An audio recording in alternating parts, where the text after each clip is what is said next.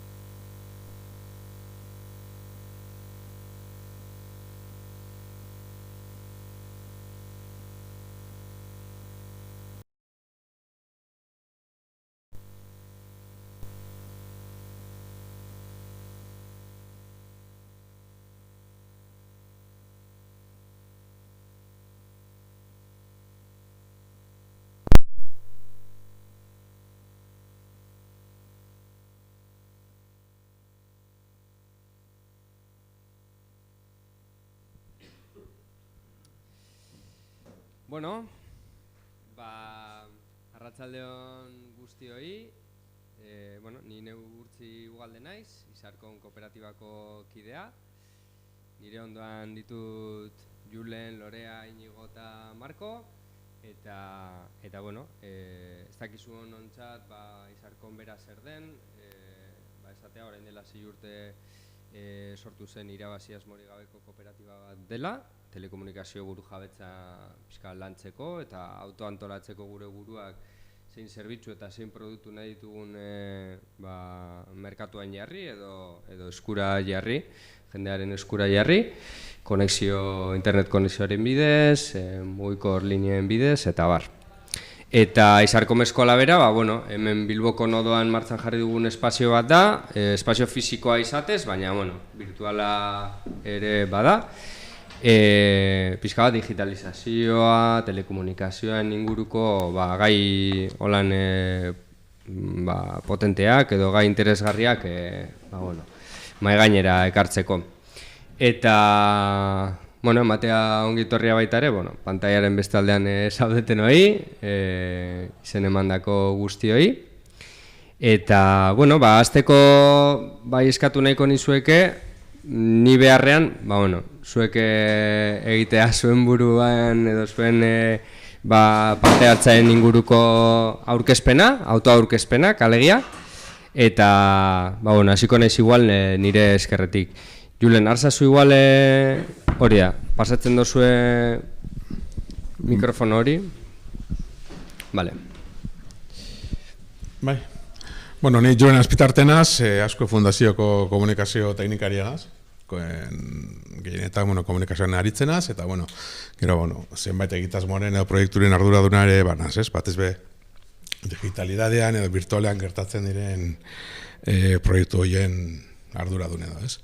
Eta, Asko Fundazioa da fundazio bat, bere patronatukideen artean dago Bizkaiko Foru Aldundia, dago Bilboko Udala, dago Euskaltzaindia, EHUPV eta Deustuko Unibertsitatea. Eta bere sedea da, euskeraren erabilera eta presentzia areagotzea eremu digitalean edo. Eta era berean, esparru digital horretan euskaraz aritzen diren eragileen lanaren erakusleio eta kolaboratzaile ere esatea, ez? Batetik erakutsi da, bestetik kolaboratzaile izan da, elkarlanean aritu, bai? Eta, horretarako egiten dugune da, gehien bat, egitasmo batzuk edo proiektu batzuk garatu, gehienetan lankidetzan eta elkarlanean, beste eragile batzuekin, eta egitasmo horien hartzaileak ia, ez da, 80% gazteak dira.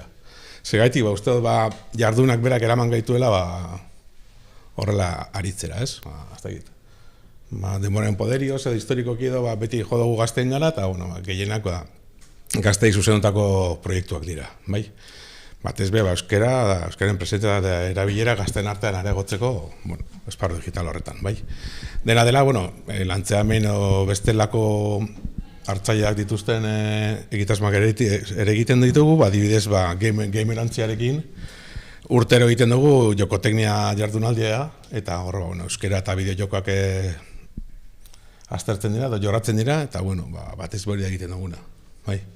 Gaur egun hiruzpalau egitasmo justu oraintxe bertan ditugu martxan, meme lehiaketa, garatu duguna ia ametsarekin, sare bebai gazteentzako beste ekimen bat, gaur eginda bat eta pasan astean beste bat, Barakaldon, Lareon ikasle inguru egon dira euskerazko esparru digital horretan aritzen diren eragileen kontu asko ezagutzen eta deskubritzen eta gozatzen, ez?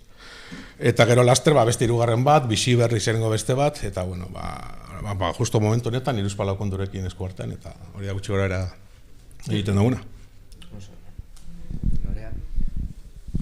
Arratzalde on danoi, eskerrik asko gonbidatenatik Izarkomi eta Urtziri, eta plazera da hemen egotea, ni Lore Arakistai naiz, Lore Arakistain Aizpiri, .eus fundazioko marketing zuzendaria, eta, bueno, .eus gehieno jakingo duzuen bezala, .eus domeinua kudeatu, zaindu eta sustatzen duen erakundea da.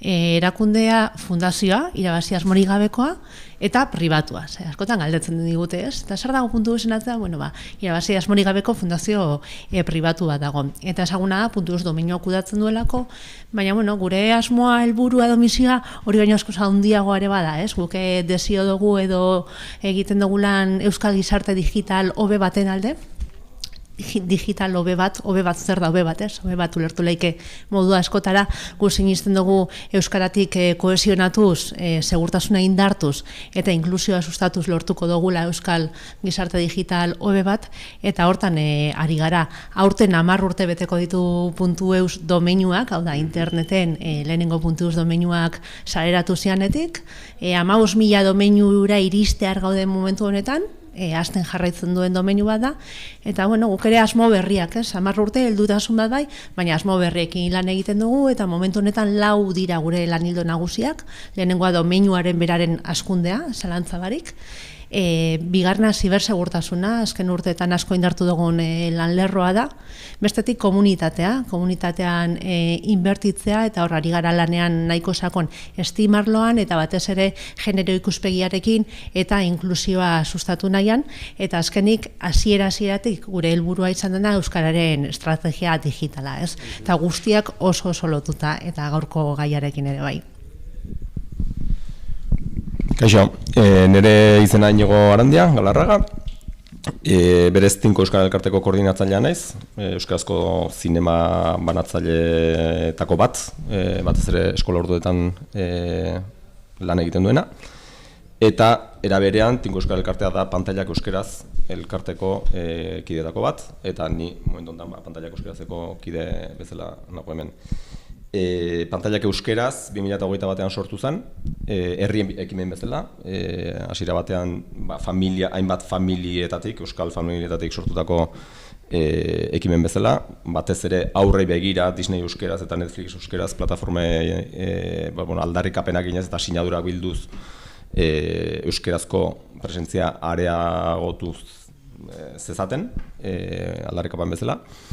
Eta hortikan sortu zen, zabaldu zen ekimen hori beste eragile batzui, ikusentzunezko Euskal Herriko ikusentzunezko beste eragile batzui. Eta hor kokatu zen Tinko Euskal Elkarteare beste hainbat eragileekin batea. Eta gaurkoz elkarte bat gara jadanik, Pantailak Euskaraz elkartea. Eta, gure zioa da, nagusiki, hitzak berak esatu naiz, euskarazko ikusentzunezkoen, pantailetan batez ere, presentzia hori areagotzea. Nagusiki, momentu honetan, justo kanpaina betean gaudela, momentu honetan alderdi politikoekin hitz egiten adibidez, hainbat neurri hartu ditzaten, edo konpromisu hartu ditzaten, beraien kanpainetara begira. Ari gara ere bestalde, jadanik euskeraz dauden edukiak identifikatzen eta katalogatzen eta bai Jaurlaritza, bai ETBrekin eta baita ere plataformekin harremanetan jartzen, eduki horiek jadanik existitzen dinak eta era berean plataforma hauetan ikusgai daudenak baina euskeraz, pelikula bat badakiguna bikoiztua izan dena euskarara edo azpititula baditunak euskeraz, katalogo ditu ditugu eta ari gara plataforma izaten nahi zuen, jakin hau badagola. Kasuren batean ere sinkronizazio lanak ere egin ditugu, azpititulak 25 fremetatik 24 pasatzea eta horrelako lantxoak, neko lan mardula izan dena, eta horretan ari gara, nagusiken gauza, aldatu gidoia ekimenaren parte ere bagara, eragile gisa. Maiatzako 21 batean egingo den elkarretaratzera deia egin du, batez ere Jaurlaritza eta ETBri arduratzu batzuk eskatzen zaizkio, eta horre ere bertan gaude babesle bezala. Eta hori da momentu honetan egiten duguna, eta hortan ari gara. Arrakasta relatibo batekin, badaude ja emaitza batzuk egon dienak, eta horretan jarraitzeko asmokin. Oso ondo, arratsalde on. Eta eskerrik asko, gonbidapenagatik, ni Marko Txopitea naiz, Txopi bezala ezagutzen naute gehienek, eta Libresaleko kidea naiz. Libresale orain dela 20 urte, 21 betetzear dagoen talde bat da, ez da elkarte bat, ez dugu elkarte bihurtu nahi, azkenean do yourself edo filosofiakekin sortu zen talde bat da, informatikariak edo ordenagailuak eta erabiltzen dituzten kaleko pertsonak, erabaki genuen euskara informatikaren arloan edo mundu digitalean sustatzeko biderik egokiena software librea sustatzea zala, abantaiak ikusten genizkiolako, eta horretan hasi ginen zuzenean guk geuk gauzak egiten, ez? Eta horretan dihardugu azken 20 urteotan, eta imaginatuko duzuen bezala beste gauzen ditugu, baita ekitaldi publikoak, jardunaldiak eta holakoak, baina batez ere internet bitartez koordinatzen gara eta gehien egiten duguna software librea euskaratzea da, ez? Horretarako, adibidez, Firefox nabigatzailea, Mozillaren beste produktu batzuk, LibreOffice bera euskaratzen dugu, orain dela urte asko, nahiko software handia bide batez, ez dakinarentzat, eta beste pilo bat, WordPress eta beste kontu asko. Egia esan gure webunean daude katalogoak, nahi duenak ikusteko, eta gure helburua da hori, jendeak tresnak euskaraz erabiliz, euskaraz hitz egiteko ere aukera gehiago izatea. Eta guk geuk ere nahi dugulako guretzako software horiek euskaraz erabili, ez? Hizkuntzak direla, enpresak direla, helburuak ez dakiz zer, azkenean kanpo euskara asko maiz, kanpoan geratzen den hizkuntza izanik, guk geuk egitea interesgarria ikusten genuen. Eta hori posible zela demostratu, eta horretan ibiltzen gara. Orain dela urte batzuk sortu zen hezkuntzan Libresale sarearen beste spin-off moduko bat, eta horren helburua da software librea euskara sustatzea, baina hezkuntzan, ez? Hezkuntzan ikusten genuen oso garrantzitsua zela euskal instituzioek eta bultzatu behar zutela, eta ikastetxeetan eta umeek eta gaztek software existitzen zen, eta dagoeneko erabilgarri dagoen softwarea euskaraz erabiltzea, eta horretarako software librea bultzatzea, ezta?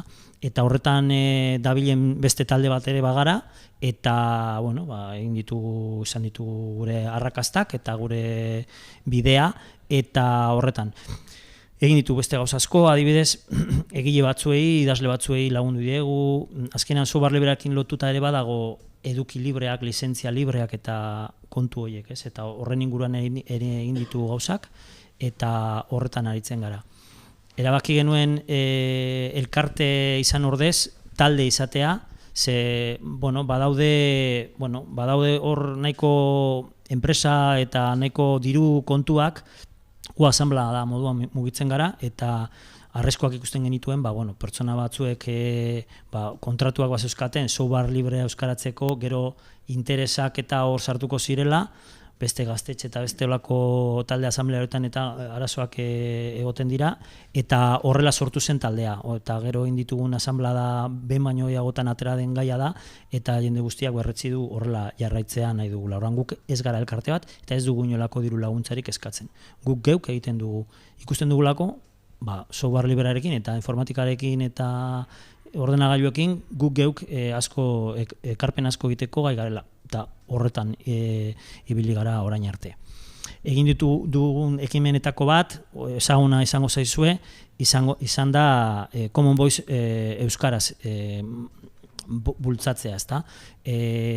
Orain dela 6 urte hasi zen proiektua da, bide luzea egin dugu, hainbeste enpresa elkarte zentro teknologikoak ere parte hartu dute, eta horren helburua da ordenagailuei edo euskara irakastea, ahoz hizkera, euskara hitz egiten dugunean, gailuak ulertzea eta horren testua sortzea. Horretarako Mozilla Fundazioak hainbat hizkuntzatan martxan jarri zuen ekimena zen, eta guk ikusi genuenean software libera zala, euskara bultzatzeko zala, eta bar, horretan lanean hasi ginen. Esaten dute, ez dakit egia izango den, baina etorkizunean jendeak ez duela teklaturik erabiliko, baizik eta bera ahotsa.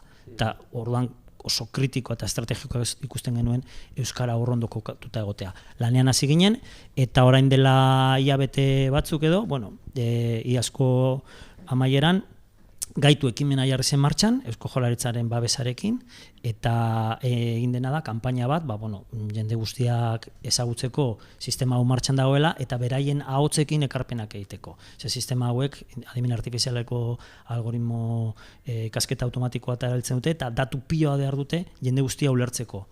Eta orduan, ekimen honetan, egiten ditugun beste guztietan bezala, datu guztiak dira libreak, software guztiak dira librea, eta edonork erabil dezakeen sistema eta baliabideak sortu dira. Edozein enpresa, txiki, handi, edo dena delakoak. Ez da berdina gertatzen beste esparru berdineko beste arlo batzuetan, ez? Orduan, horretan ibili gara, eta horretan jarraituko dugu, beste 20 urtez edo, alba da. Hori, oso ondo. Bueno, ikusten duzue, Libresale, pantaiak euskaraz, .eus, Azkue, oso anitzak, ez? Plazer bat da egia esan, mai honen buelta, nahi anitza diren proiektuak barne biltzea, ez? Herritik hasita, ez? Beste egitura batzuetaraino, ez? Instituzionalagoak, elkarte bezala, eta bar. Orain dela gutxi ikusi dute gure bazkidearen Imanol Epelderen rap bat udaltope lasarte horian egindako olako topaketa batean, rapeatzen ez du rapeatuko, baina datu batzuk aipatzen zituen, ez? Euskaldunok edo euskaradunok 750.000 omen gara, ez? Eta asko edo gutxi, baina bagara, baina problema dator euskara kontsumitzerako orduan lautik batek bakarrik kontsumitzen dugula, ez?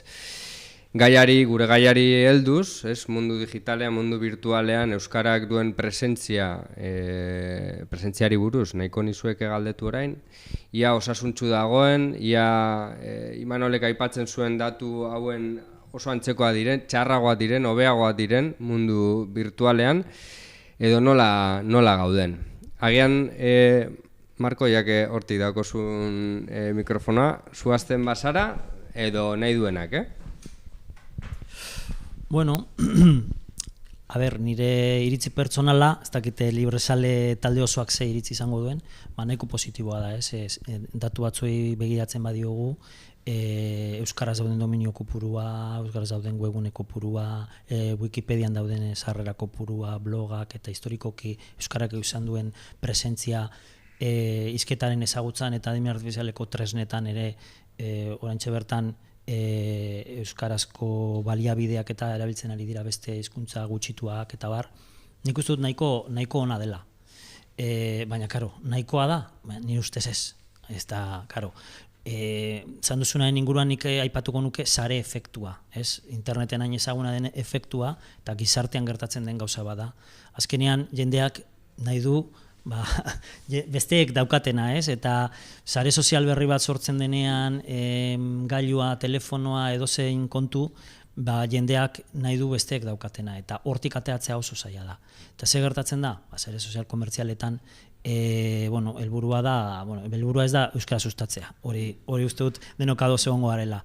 Orduan, gauzak nahaztu egiten dira, ezin dizu gaiak banatu, ezin duzu hizkuntzaren arabera desberdindu, beste sare sozial batzuetan egin daiteke, sare sozial ez korporatiboetan, ez?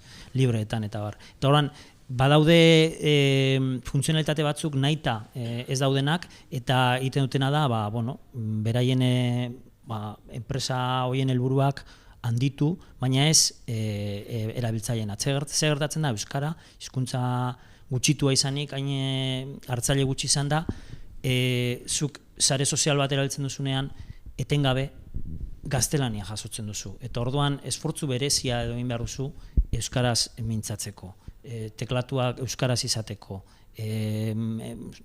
pantalla edo menuak eta euskaraz egoteko, eta etengabe gaztelania eta beste erdarak jasotzen dituzu, ez? Eta horrek sare efektuaren ondorioz gauzak asko zailtzen ditu. Orduan, zentzu horretan, aipatu duzuna, nahiko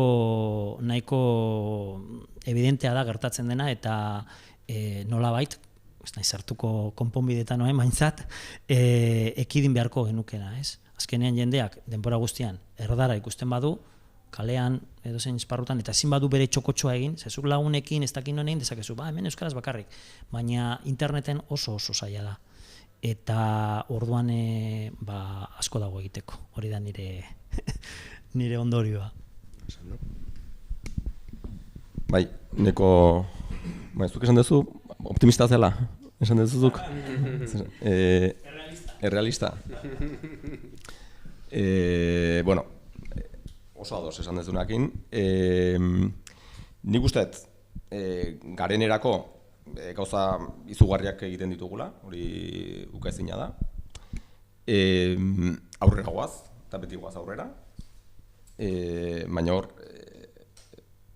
entzun nion, porrotxi, bere garen lan egiten berekin, eta esaten zuen euskerak pausu bat aurrera egiten dueneako beste egiten dute lau. Eta gu aurrera goaz, baina beti gatzantzea atzera, ez? Eta nik uste hori existitzen dela. Eta zuk esan dezunaren hildotik, nik uste sortzen dira ohiturak erderetan. Teknologia berri bat, plataforma berri bat, sare sozial berri bat, etortzen den bakoitzean, bai? ChatGPT, mundu guztia dago horrekin. Ohituratzen zea beste hizkuntzatan erabiltzen. Eta ja ohitura bat sortzen duzu. Gero etorriko dira euskarazko librezalekoak egingo dute euskaraz egingo dituzu itzulpenak eta bar. Baina, zu ja ohitura bizi izan dut, sartu zara eta murgildu zara teknologia horretan gazteleraz edo erderatan. Eta nik uste horri gero buelta matea gehiago kostatzen dela. Eta hor, nabaria da ez, nabigatzaileak euskeraz, gaztelera, euskalduno garenok ere, ze gutxi erabiltzen ditugun, jadanik eskuragarri dauden. Eta hori zergatik da, azkenen, ohiturara iritsi zalako beste hizkuntza batean. Kasu askotan gertatzen da ez, zuk ezautzen duzu pertsona bat, eta gazteleraz hitzein duzu ez, eta gero enteatzen zea euskara dakila, eta ja jarri duzu zure markoa beste ze baten ez, eta nik uste hori gertatzen dela. Ikusentzunezkoei dagokionez, pixka pantailak euskaraz dagoena, kasu antzeko zerbait da, esan dizut. Momentu baten badaude, azteko plataformatan, badaki guztien bat eduki dagoen euskeraz, euskeraz bikoiztua, esango nuke, azpititulatua ere, baina ze gutxi dagoen. Baina gehiago egonda ere, momentu honetan badago bikoiztu eta azpidatzita dagoen eduki asko eta asko plataformetan iritsi ez dana, nahiz eta plataforma hori, pelikula hori adibidez gazteleraz ematen arien, eta ez da iristen.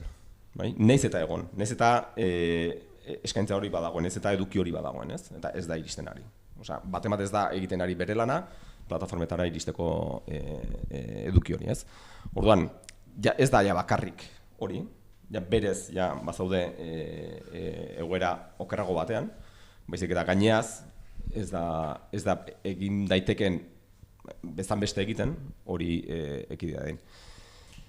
Eta gero, uste badagoela beste galdera bat, baina momentu batean jartzen zaigu guri erabiltzaileoi jartzen zaigu ardura gauzak zehatzeko, eta hori beharrezkoa da, eta ondo dago, nolait esateko, baina jarri behar dira bitartekoak. Eta jarriko eta adibide oso errez bat.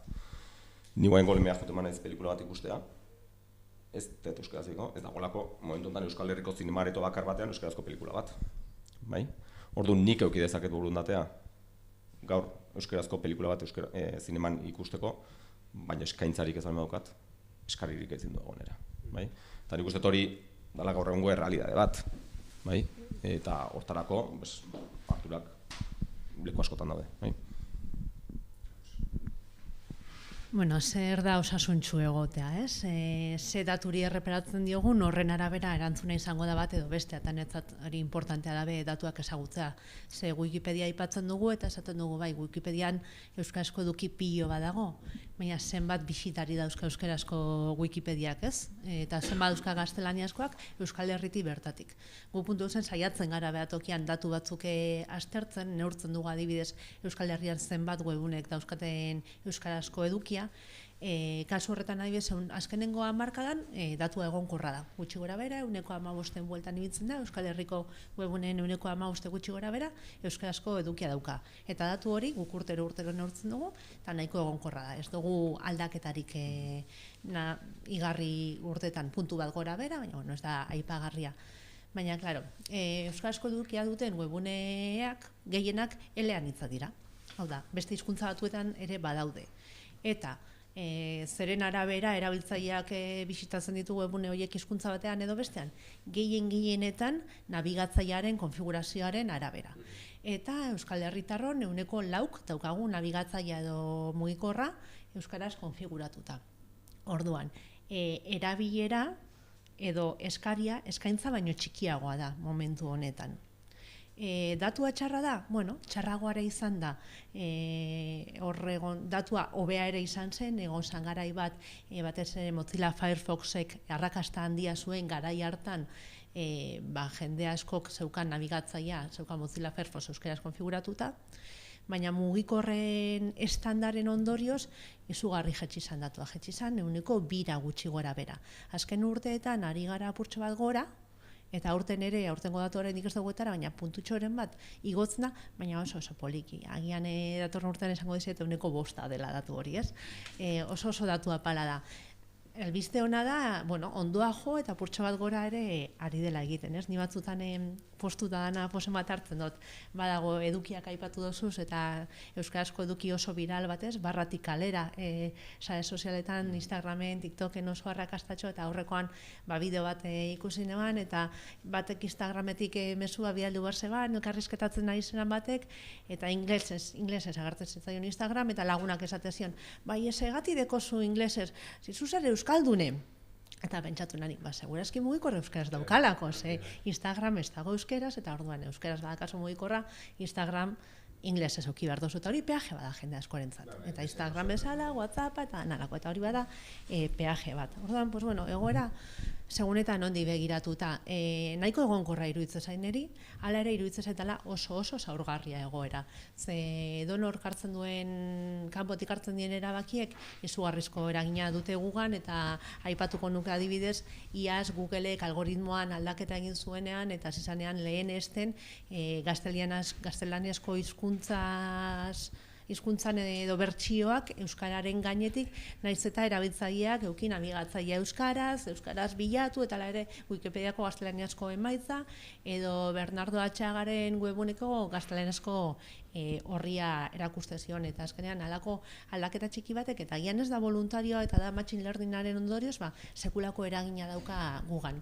Edo aipatu nuke baita ere, momentu honetan .eus domeinu bat sarean euskaraz registratzeko modurik ez dagoela, ez? Zegoen enpresa bat, webs, Euskal Herrian hori eskaintzen zuena, .eus domeinuak eta hostingak kontratatzea online eta euskaraz, eta etorri da kanpoko enpresa bat, erosi du, eta deslokalizazio horren ondorioz, dagoeneko alakorik euskaraz ezin da egin. Orduan, hainbat erabaki kanpotik hartzen direnak, usten gaituzte berriro pauso bat atzera, ez dakite, pauso atzera egiten dugu. Orduan, iruditzen zen, badela egonkorra, baina ere oso zaurgarria egoera. Pixka bat, Inigo esan duena aipatuko nuke, ez? Eta da, nik uste, asko fundazioan izenean hitz egiten, baina, uste dut, naiz eta zaurgarria izan, euskal eragileek osatu duten sarea potentea dela, nahiko aurreratua dela, gauza asko daudela, baina zaila dela gauza horiek erakustea, jakinaraztea edo jendaren gana iristea, bai? Orduan, alde horretatik, uste dut oso garrantzio dela egitasmo didaktikoak edo aizialdian kokatzen direnak sustatzea eta bar. Ze naiz eta gauza asko egin erantzuna edo ohitura aldaketa hori kasi minimoa da, ez? Eta gauza asko egin behar dira eta horretarako laguntzak eta horretarako erraztasurako on beharko lirateke, ahalik eta gehien, ze naiz eta esfortzu handia egin edo handiagoa egin, erantzuna beti atxikia, ez? Ohitura falta horregatik edo kanpotik datozen erabakien ondorioz, azkenean aldaketa hori edo eskatzen dugun proaktibotasun hori lortzeko sekulako zaitasuna daudelako, ez? Guk adibidez, biziber egitasmoa TikTok bidez egiten duguna, 12-15 urte bitarteko gazteengana iristeko, bai? Bueno, sekulako lan egiten dugu topagunarekin elkarlanean gazteengana iristeko, eta adibidez ikusten dugu,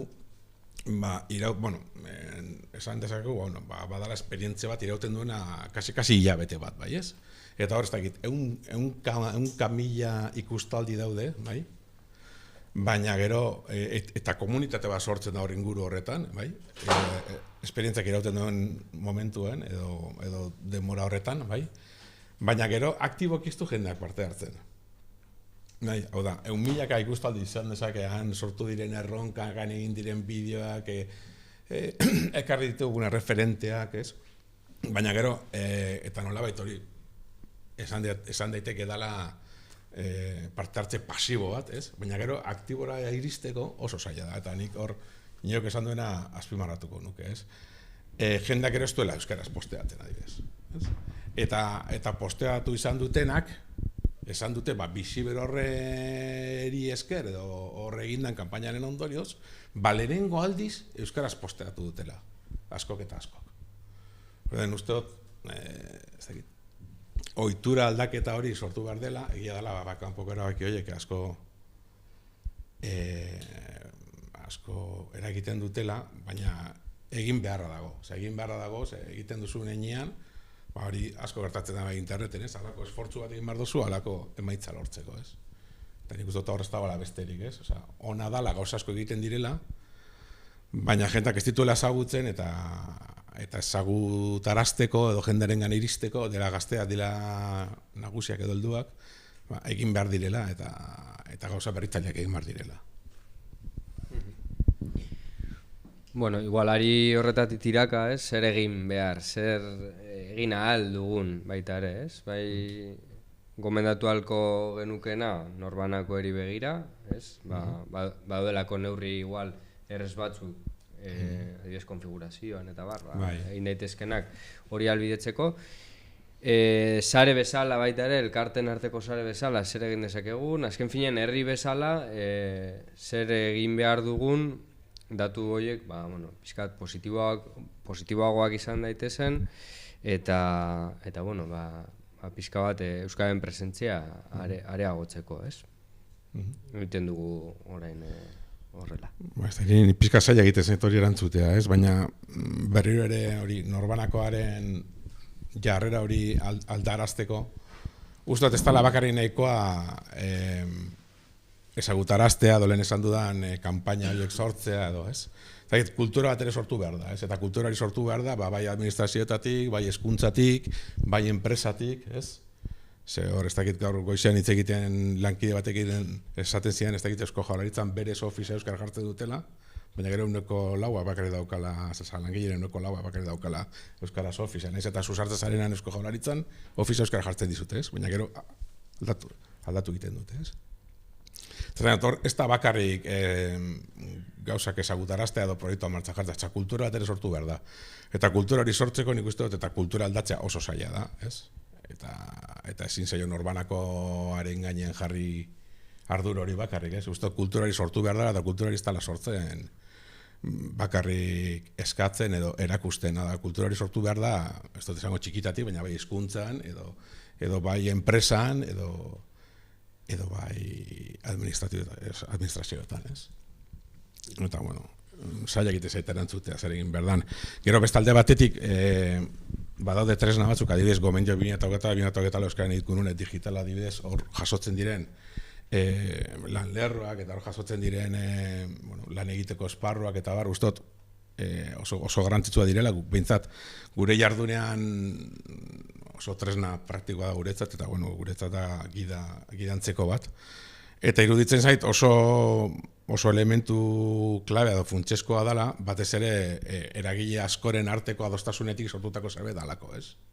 Hau da, administrazioa dago, gero bebai daude hainbat eta hainbat eragile, eta iruditzen zait, adostasunetik sortutako zer izan da, eta nahiko demokratikoa, eta kontzentzu batetik sortutakoa dela, eta uste dut honelako tresnak adibidez oso garrantzitsua direla herri moduan aritzeko, ez?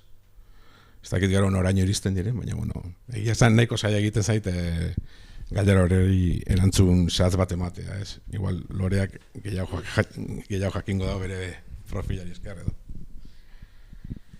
Bueno, a ber, alde lehen esan duguna, ez da? Bai, alde ari garela eta gauza asko egiten dirala, ez? Kontra ere, orain digitalak edo virtuala dakan kontu hau, ez?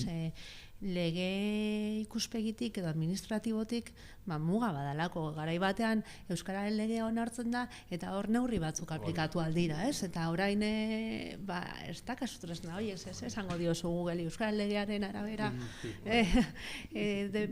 publizitate euskaraz onartu behar dozula, zailtasunak.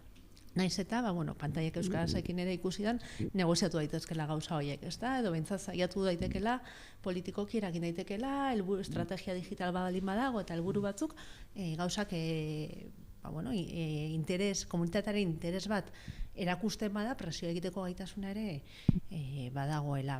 Hala ere, nik uste dut, dakaguzen herramientak eta oso gauza honak baliatu behar dugu zela. Dakagun zailtasuna hondietnetako digitalean, ustez da, eleaniztasunaren kudeaketa. Eleaniztasunaren kudeaketa webune bat sortzeakoan erabaki behar duzulako hizkuntza batean bitan hirutan lautan, eta ez denda batean moduan sartzen danari egiten diot modu batera bestea, eta klar, lau hizkuntza kudeatzea edo bi hizkuntza kudeatzea lana da.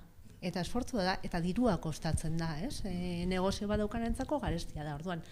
Itzulpen automatikoan lortu diran emaitza zoragarri horiek, eta horiek aplikatzen lagundu behar zaiola jendeari erraztasunak emon behar zaizkola zentzu hortan, garai batean rotuloak euskaratzeko laguntzak emon diren bezala, webunak euskaratzen edo edukiak moduen lan hitzean kudeatzeko laguntza eskaini behar zaiola. Sare sozialetan eta zailagoa gara, sartzen gara norberaren eremu pertsonalean eta hor kontzientziaz ere hitz egin izan da, askotan pentsatzen dugula, gure mugikorrean dagoena gu bakarrik ikusten dugula eta jendeak ulertu behar duela hori jende askok ikusten duela, bisitatzen ditu webune guztiek, sare sozial guztiek, hor gaudela guztiok aztertzen jendeak nola dukan mugikorrean nabigatzaia datu guzti hori gorde egiten dela eta horren araberako erabakiak hartzen dirala. Eta jendeak horren kontzientzia hartu behar du. Nik mugikorra gaztelaniaz badaukat, bisitatzen ditudan webune guztiek badakite gaztelaniaz hitz egin nahi dudala, hizkuntza lehen etxia gaztelania dela, eta hortaz beste horrentzako ez da interesantea euskarazko webune bat eukitzea, edo interfazea euskaraz eukitzea izan Google, edo izan Osakidetza, berdin dit, Osakidetza berak bisitari guztiak gaztelania sartzen bazaizkio, zergatik eduko du euskarazko interfaze bat, ez? Horren kontzientzia gian bai da sustatu dezakeguna jendearen artean, ez?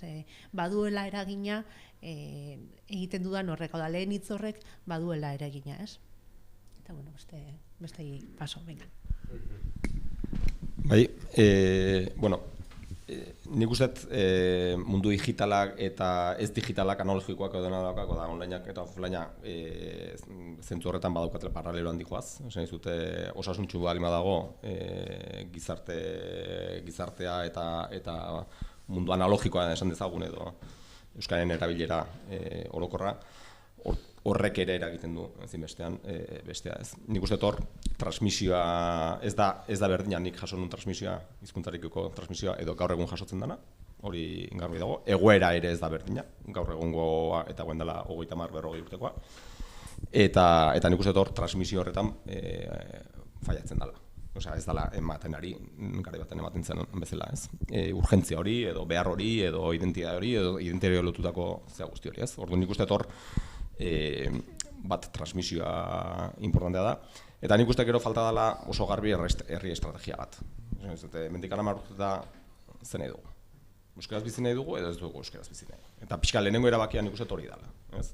Herri bezala, bai administrazioak, bai eragileak, bai gizarteak oro har, hartu behar du kontzientzia eta erabaki behar du euskaldunak izaten jarri nahi duen, eta euskara erabiltzen jarraitu nahi eta zer egingo duen hori eman dadin. Guen galdetzen nahi gehan galdera hau, hemen galdetzen ondo da, baina igual beste foro batzutan ere galdetu behar da. Eta nik uste hor, importantea dela hori, lehenengo kontzientzia, herri kontzientzia bat izatea, eta herri kontzientzia horren barruan, hizkuntzak dagoen garrantzia aitortzea eta eragitea. Eta hortik, diagnostiko hortatik, has gaitezke denak, elkarrekin, plan bat egiten goazen hemendik antzetzea. Euskararen legea aipatu da.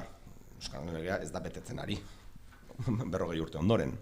Ja, hortikan abida, legea betetzen ez baldin bada, ez da betetzen zerbaiten gatik. Badaude arrazoiak legea ez betetzearena. Hortikan has gaitezke. Euskararen lege berri bat atera daiteke, egon daiteke herri estrategia bat, eta herri estrategia horren barruan erabaki zenegia, eta ze pauso emango dian, hemendik 10 urteta nahi dugun leku horretan egoteko. Nik uste hori, eta digitala ezinbestean, gure aisialdiaren denbora, gure denboraren parte oso handi bat aisialdi lotua, eta teknologiari lotuta dago, eta pantailei lotuta dago, eta hor Euskararen presentzia ezinbestekoa da. Dena ez dugu kontrolatzen, baina kontrolatu genezaken hori ere ez gara egiten ari, nahikoa, zenbait kasutan. Bai, gu herritar bezala, askotan ezagutza faltagatik ere, eta baita administrazioa, izan ETB, izan Jaurlaritza, izan dena dako, ez? Hau da, hor eragiteko indarra handia daukan hainbat eragilek, nik uste duki behar dutela hori herri estrategia hori momentu enten falta dana eta kontzientzia hori. Hori dela lehenik eta ben lortu beharrekoa, edo aldatu beharrekoa. Bueno, ni Librezaleko kide izanik, nik uste dute egin litezken gauzetako bat, eta egin behar den gauza bat, eta egiten dena, baina gehiago egin beharko zena izango zen, adibidez, software librea bultzatzea, ez?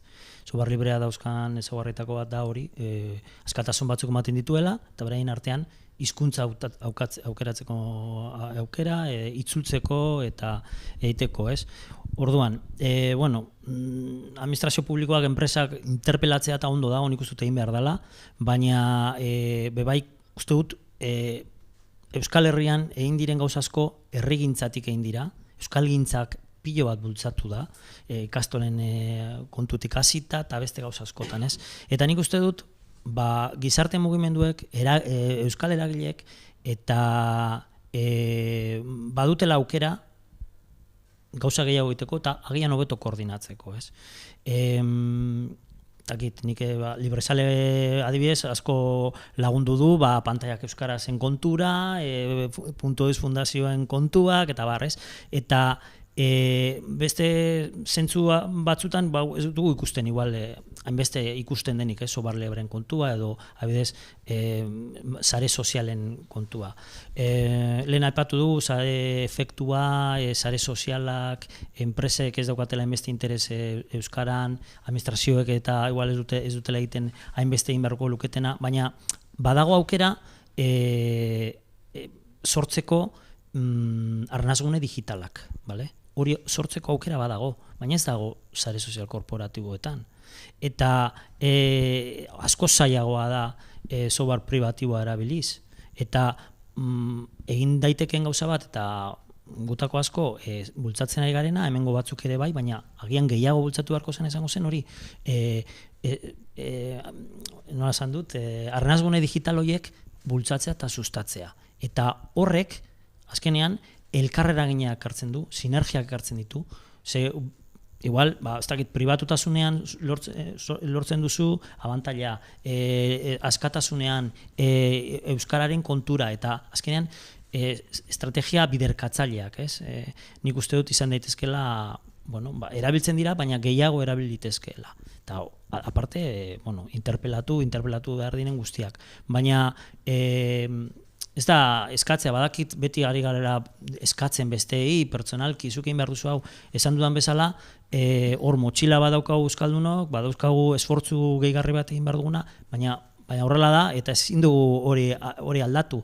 Batzutan, egiten baduzu erabaki egokia, ez dakit, Twitterretik atera eta Mastodonera joan ziren erabiltzaile asko, hor milaka pertsona daude euskaraz egiten egunero, eta hor arnasgune digital bat dago, eta hori zaindu egiten, eta badaude gainera ez den ezain toksikoa, euskaldun berriak ere saiatzen dira euskaraz hitz egiten, besteak ez dakiz zer, eta dago beste rollo bat, eta hori hori urrea da, hortik gauzak egin litezke, gauza gehiago egin litezke, baina, karo, danot gauda hainbeste gauzatan sartuta, azkenen igual ez dela ikusten eta ez dela hainbeste bultzatzen.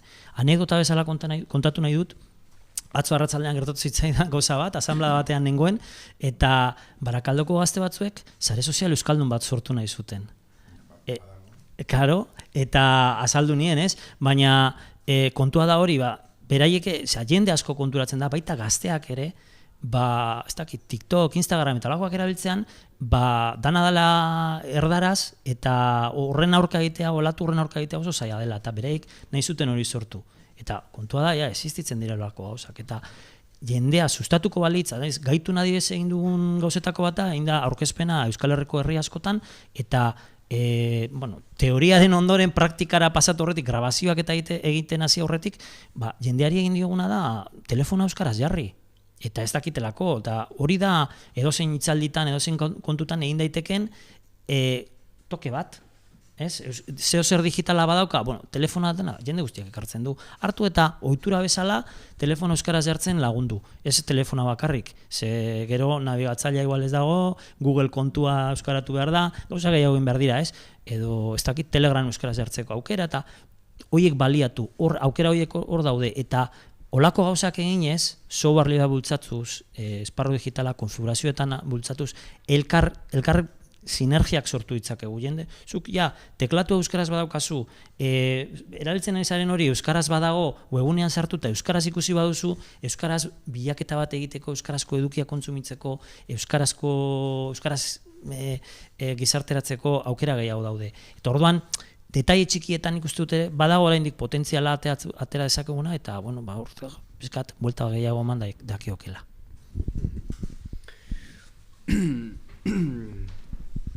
Bai, ari nintzen pentsatzen, igual paralelismoa ez da egokia, ez? Baina, adibidez, trantsizio energetikoarekin, ez? Sekulako abiadan dagoen, aldaketa bat da, eta neurriak hartzen ari dira, eta, naiz eta ez izan nahi bestekoak, baina badira, ez? Dagoelako diagnostiko amankomun bat. Planeta hau galduko da. Badira batzuk, ez dutenak onartzen, baina oroar hori dago. Karo, gurean hori ere falta da. Igual, diagnostiko amankomun hori ez dela onartzen. Euskara bestela popatik hartzera joango dela. Horren, hizkuntza trantsizio bat eman behar dugu, plataforma trantsizio bat eman behar dugu albidetzeko baita ere hizkuntza konfiguratzeko errestasunak eta bar, libretik, eraldaketatik, galdera sortzen zaidana, ze ez dakit azkenean, maila batzuetan egiten ari dira gauza asko edo hori ematen du behintzat, hizkuntzarekin topatzen gara beste muga batzuekin, ez? Politikoa direnak edo ez dakit nola esan, ez? Eta gian ez da hizkuntzaren bakarrik, azkenengo demaguna, markadan edo gehiago, transformazio digitala, enpresen digitalizazioa, eskolaren digitalizazioa, mugikorrak eskoletan. Egon gara entzuten, ze importantea zen denok digitalizatzea, eta ze azkar egin behar zen, baina ze gutxi hitz egin dan nola egin behar zen, ze baliorekin, ze kontutan hartuz, eta beste esparru askotan, elikadura sari garenean, buru jabetza, kilometro zero, eta horrelakoa sustatzen dira, moda sari garenean ere, non egindakoan edo ze erabili diren eta horretan ere jartzen dugu fokoa, baina transformazio digitalean oraindik ez gara horra iritsi. Agian azkarregi da eta agian iritsiko da, ni pentsatu neot etorriko dala, baina egon garala oso zentratuta hor sartzean guztia eta igual ez dugula arreta jarri eta igual etorriko dala. Bai, eta honekin lotuta, nik uste ja ematen ari dela ere, guk pantailak euskarazen barruan ere, gure debate badago ja hildo bat, eta badago ikastetxetan, ez du pantailak zergaitik, ez? Eta bada gogoeta importante bat, eta gure aldarria da, pantailak neurrian, baina neurri hori euskaraz. Bai? Eta guain, badago ja ikastetxetan eta mugimendu batzuk, eta bilerak, eta abar pantailaren, mugikorraren erabilera atzeratzeko, 16 urte, DBH bat arte, eta bar, ez? Badaude ja mugimendu batzuk, zentzu horretan, baina bai iruditzen zait, falta diagnostikoa. Nik uste neurketa ere falta dela kasu batzutan. Hau da, jakiteko nora goazen, igual neurtu behar da diagnostikoa, evoluzioa eta guzti hori izatzeko neurtu beharko lirateke ere parametro batzuk alik eta modu neutralenean, eta badaude kale erabilerak eta neurketa batzuk badaude. Eta nik uste horiek aintzat hartuta, iritsi gaitzezke diagnostiko jakin batea eta hortikan ere erabakiak hartzen hasi ez. Hartu nahi dien erabaki horiek, ez dakit zeintzuk izan daitezken hartu nahi dien erabaki horiek, baina nik uste diagnostiko amankumu bat bakarrik ez, baizik eta estrategia amankumun bat ere partekatua dana eta hori ere bete behar dela, ez? Eta eman behar dela hori noizbait. Eta ez dakit nork hartu behar du norren ardura, edo nondikan sortu behar dan, errekintzatik sortu behar dan, edo sortu behar dan beste numaitetik ez, edo elkarlanean egindako zerbait izan. Eta gero, Markok esan duena erabat ados eta burujabetzarekin zer ikusia dauka, eta hori niretzat geota nabariagoa da burujabetza beharrezkoa dela. Software librea, kasu honetan, hezkuntzan erabiltzen ari garen softwarea zein da, ez? Osea, geota gehiago Googleeko zeak sartzen ari dira, eta estrategia bakarra hori da, ez dira. Eta badirudi hori dela egin beharrekoa, eta hori dela digitalizazioa, eta hori dela gure seme-alabak teknologiatan lan egin dezaten aukera bakarra, ez? Eta hain justu nik uste falta dela beste parte hori, ez? Osea, zenek erabakitzen du ikastetxe batean ze software sartzen den. Ze softwareekin nengo duten lana, ze hori nola erabakitzen da, ez? Eta zer eragin dago, ze aukera dago hortan eragiteko. Elikadura aipatu du, zenbat arazo egon dira elikaduraren gaiarekin, bai, ikastetxetan. Bai, hori gauza bera da, osea, momentu batean ere osasun teknologikoa, elikadura osasuna eta guzti horiek kontutan izan behar dira. Uste oso lotua dagoela dena, herri estrategia baten barruan. Bai, guztiz ados. Nik uste dut badagoela hor beste osagai bat, igual aipatu duguna eta komeniko litzateke aipatzena, da innovazioaren kontu hori, ez? Gadgeten eta nik uste dut teknologiaren ingurunean beti dagoela berritasunaren zaletasun hori, askotan gure kritizidadea edo gure erabakitzeko ahalmena pizkat ahultzen duena, ez? Eta adibidez, aipatu duzuenarekin, hezkuntza librezalen, askotan aipatu den gauza da, ez? Zergatik zuk ikastetxe batean esaten baduzu, ez, egingo duguna da, kenduko dugu hemengo jantokia, hemengo sukaldera egin ordez, eta ez dakit, KFC kontratatuko dugu. Hori guztiz ezinezkoa da, ez hori inork ez luke onartuko, sekulako iraultza gertatuko zen, da gertatzen ez den gauza bat da.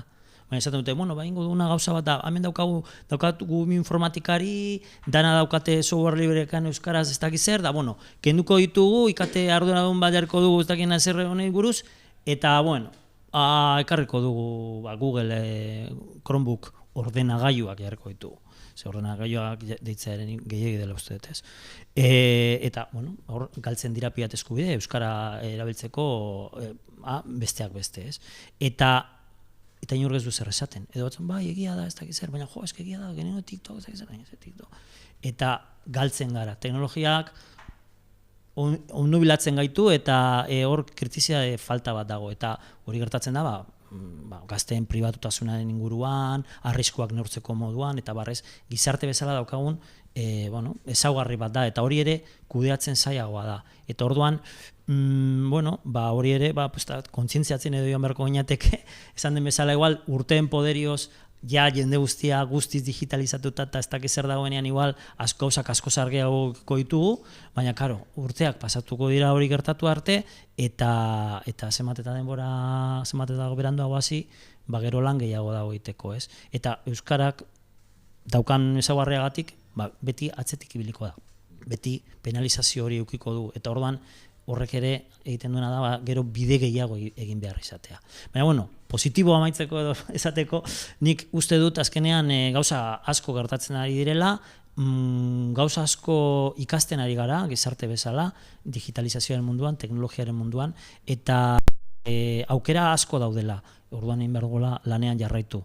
Eta askotan lan asko egin ordez, igual egin behar dena da pentsatu ze lan gutxi den edo etekin gehiago emango duena. Eta horretaz, hemen daudenek asko dakite, ez? Beti ari gara pentsatzen, non egin indarra, emaitzik handienak lortzeko. Orduan, lanean jarraitza besterik ez zaigu tokatzen.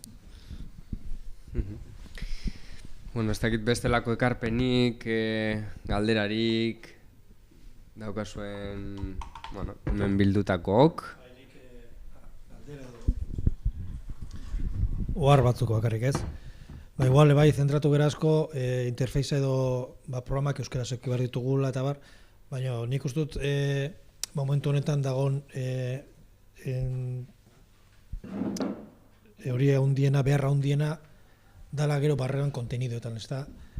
Gaur egun gazteak erderaz bizi dire, gazte asko, eta orduan behar dire referenteak, lehenko, behar dire kontzientzia duen gazteak behar ditugu, gero ikusten da kontzientzia ez dela modan dagoen zerbait, ez dute referenterik podcastak euskaraz egiten dituztenik, tiktoker famosoak gure markoan ez dut, Euskal Herrian ezagunak izan dituzken tiktoker edo instagramer euskaldunak oso gutxi daude, eta horrek bai eragiten du, ez azken finean mugatzen dugu nolabait euskara inguru akademikora, da nire gurasoekin hitz egiten duen zerbait, eskolan hitz egiten duen zerbait, baina divertitzeko ez da, ez?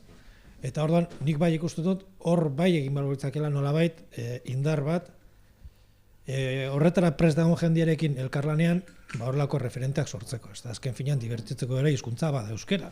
Segurazki, igual, erdara baino gehiago izan deteken, ez da, hor badakagu bertsotan aritzeko euskerak egiten du jolasterako ematen duen aukera, eta barrez. Baina ez da horretan nolabait inkapierik edo egiten, ez?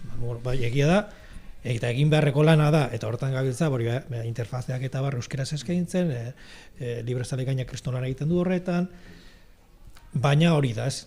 Falta dana da nola edukin hori, nola euskeraz eskintzeko bidea ematea. Hortik tiraka eta guk egiten ditugun egitasmo asko eta asko hezkuntza ez formalean gertatzen da, eta askotan aisialdira bideratuta daude, bai? Osea, gure asmoetako bat izango litzateke egiten ditugun egitasmo hauen bitartez erreferente euskaldun arrobi bat sortzea, bai? Baina lehen esan dakoa, ez? Egiten zu sekulako kampaina bat, sekulako egitasmo bat, TikTok erabiltzen duzu horretarako, kontzientzia aldetik positibo bat dan edo ez hori egitea, baina behintzat araño iristeko, bide eraginkor bada, ez? Eta ikusten duzu, 1.000 ikustaldi dituztela zuk jarritako bideoak eta montatu duzun kanpaina osoak, baina gero oso jende gutxik postatzen duela euskeraz, ez? Eta esaten dizute ganerak zuri esker egin dutela lehenengo aldiz hori, ez? Orden, guk egite ditugun egitasmo asko eta asko apur bat dago horretara bideratuta, ez? Hau da, ia lortuko dugun euskaraz sortuko duten edo edukiak sortuko dituzten erreferenteak edo, bueno, erreferentez badira behintzat, pertsona moduan edo erabiltzaile moduan euskara erabiliko dutenak mundu virtual horretan aritzen direnean, ez? Eta lehen inok esan duena bai egia da, edo Txopik, ez? Osa, Txopik esan duena da, urteak behar direla igual, ez? Baina urte horietan igual transmisioa da benetan, eta igual oinarrian bai zaindu behar dana, ez? Zori nik etxean ikusten du, nik 8 urteko alaba dauka, eta gaztelaniaz admitir esateko gaitasuna dauka, eta gero galdetzi dut eta nola da euskeraz admitir. Eta ez dakizaten onartu, ez? Eta ikastola batean dago, eta suposatzen da euskaldun inguru baten dagoela, ez? Orduen, iruditzen zait, transmisioa bai dala zozer zaindu behar dala, transmisioak ere ekarriko dau, euskara sortzeko behar premia edo ohitura hori, ez? Sortzeko, ikusteko eta abar, ez? Eta nik badakin nire alaran nondik hartzen dituen admitir eta bakulo hitza. Erik ez dut bakulo nire bizi puta osoan erabil, bari alabak erabiltzen dago, eta da, ikusten duelako Netflix erderaz. Eta hor, transmisioa da oso garrantzitsua da.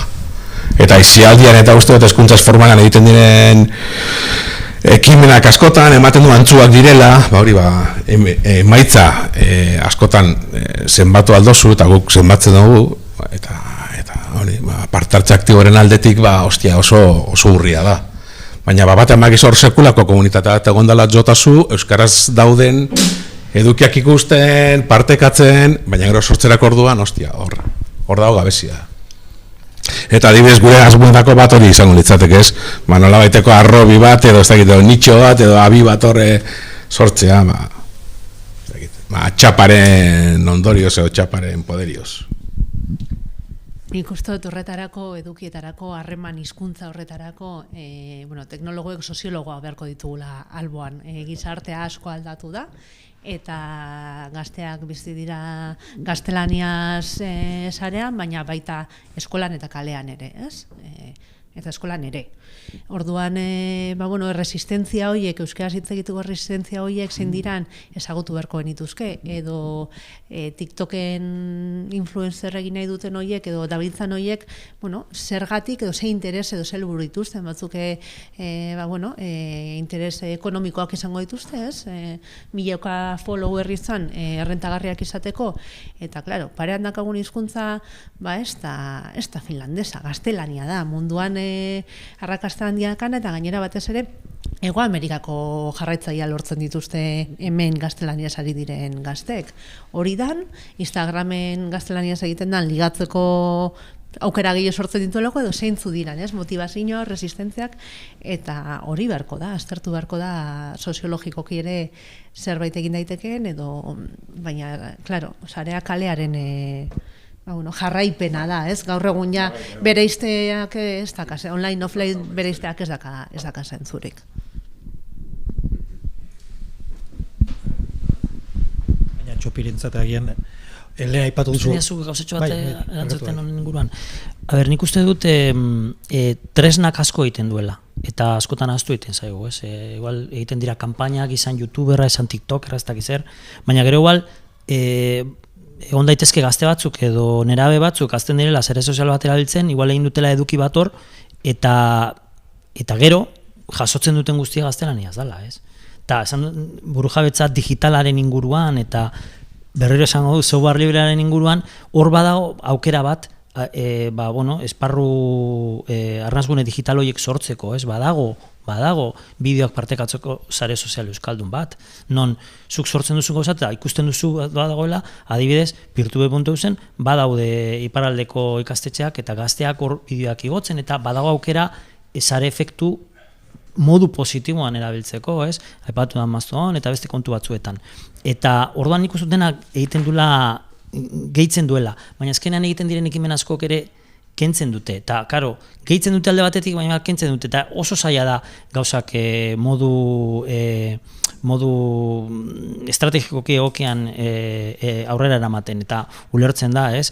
Nik ere bago semea, eta egin diote txapa hori, izan youtuberra erreferenteak datoz, eta gero erreferente horiek erdaldunak, baina egin esfortzu pizka batxo, ez gara konturatzen, ez da dena kontuan hartzen, bakarrik gauza batzuk. Eta ez gara konturatzen tresna sare sozial korporatiboek euskararen kontra egiten dute, ez euskararen kontra daudelako, baizik eta ez egilako interesatzen eta beste helburu batzuk dituztelako. Eta hori ez badugu kontuan hartzen, sare sozial korporatiboak ez direla libreak, eta ezin ditugula aldatu, moldatu eta gure helburuetara egokitu, azkenean, pizkat ari gara aldi berean gure onerako eta gure txarrerako egiten.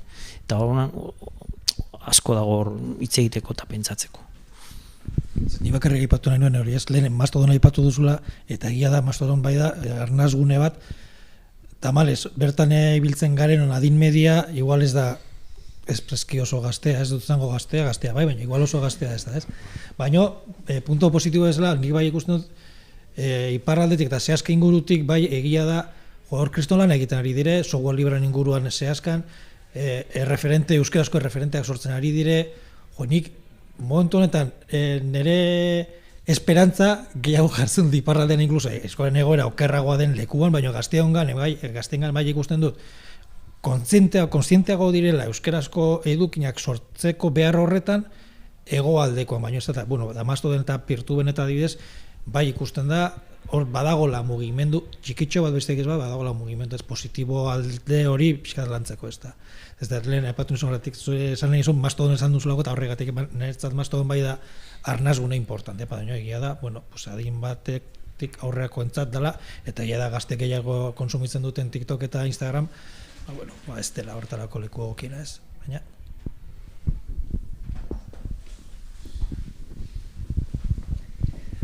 Bueno, jode super aberazgarria, egia esan nire oso gustora egon naiz, zuekin konpartitzen mai hau, Euskararen biodibertsitatea eta ingurune digitala indartzen nola asmatuz, nola amestuz.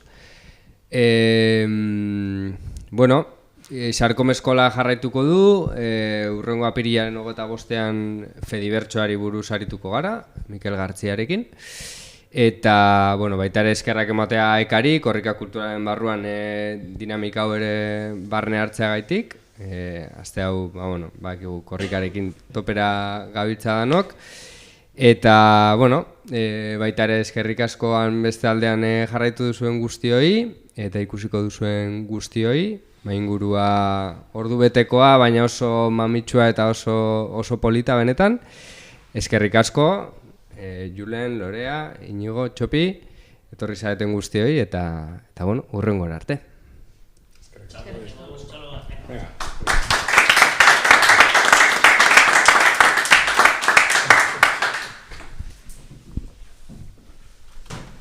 Listo.